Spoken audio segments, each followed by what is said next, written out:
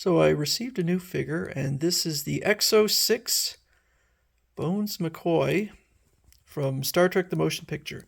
So I'm going to just talk a little bit about Star Trek the Motion Picture, and then I'll get on to the figure. So the movie was released in 1979. It was the first theatrical release of Star Trek. It had a $45 million budget, which is pretty incredible considering that was the highest budget for any Star Trek movie until the 1996 Star Trek First Contact.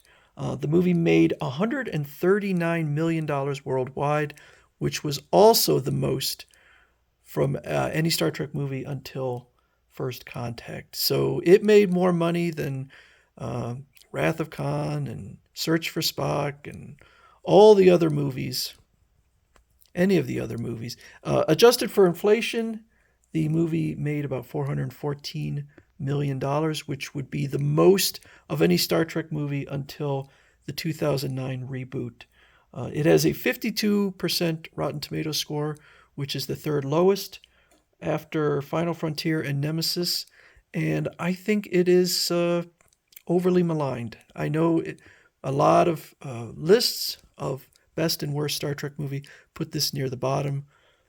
I disagree, and I understand why people don't like it. It is generally because of the pacing. It is a very slow, ponderous movie. There are particularly some really dodgy special effects early in the movie. Particularly the green screening was absolutely terrible. But what I will say is I see where the 45 million went. So there are parts of the movie that are spectacular. And mostly I'm talking about the model of the Enterprise and the model work of the Space Cloud feature. So I think you have to be in the mood, and I like the movie. I know a lot of people like the frenetic action of the three new movies. Everyone in the Enterprise is running around yelling.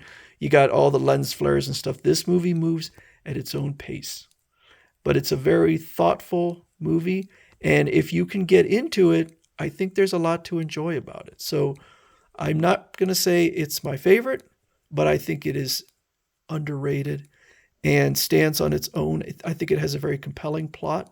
The plot was basically taken from the series episode The Changeling with Nomad, and it's sort of almost a remake of it, but expanded out.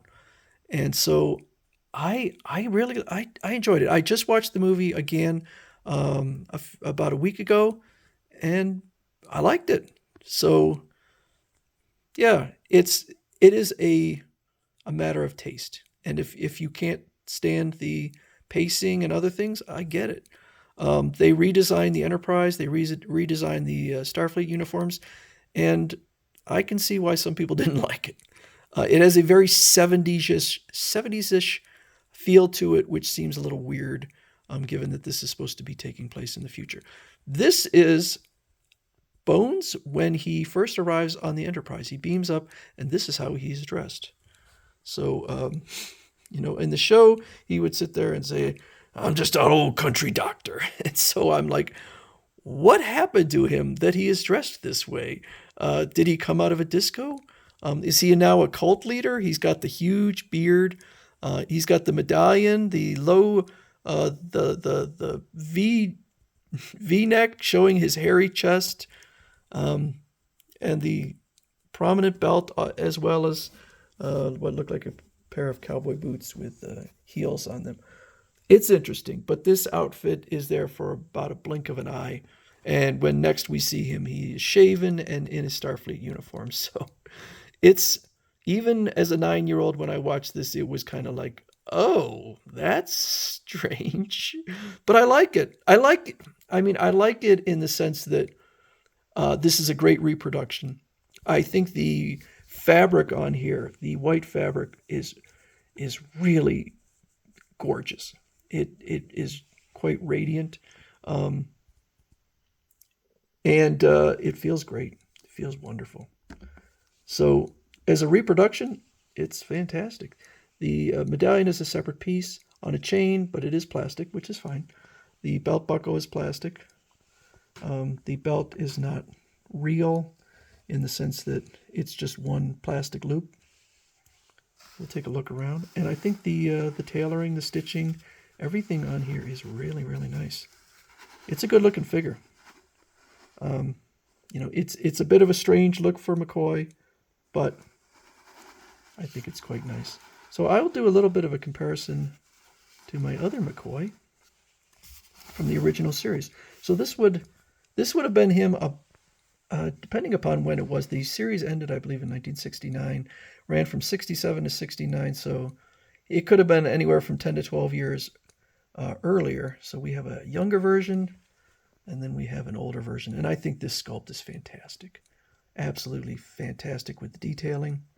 And even the eyes, of course, have a gleam in them, realistic gleam. So this is my second McCoy. Very, very nice. And so I'll put him a little bit to the side over here. And we'll take a look at the box. EXO-6 does some really nice boxes.